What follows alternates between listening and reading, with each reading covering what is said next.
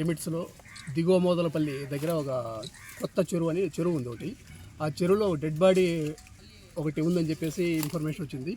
ఆ ఇన్ఫర్మేషన్ మీద ఆ డెడ్ బాడీని బయట తీస్తే అది తాగిర్ లవకుమార్, 23 years ఉంటాయి. వాళ్ళ నాన్న పేరు భాస్కరయ్య.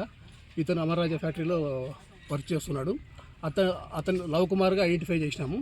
అతన్ని గుర్తు తెలియని వ్యక్తులు గొంతు దగ్గర గొంతు కోసి హత్య చేసినట్లు ప్రస్తుతం అయితే మనకు కనబడుతుంది.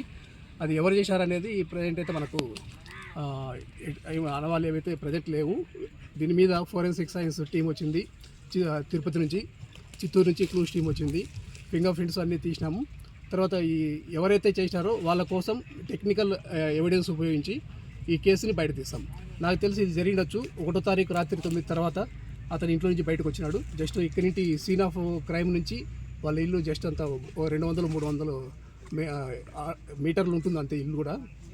1వ తారీఖు రాత్రి జరిగినచ్చు అనేది మేము ప్రాథమికంగా మా దర్యాప్తులో తేలింది.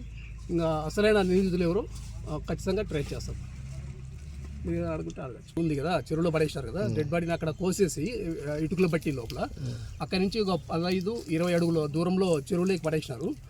ఇడ్చుకుని పోయినప్పుడు చేతలకి కాళ్ళకి కొద్ది బాడీ మీద గోకుడు గాయాలైనాయి.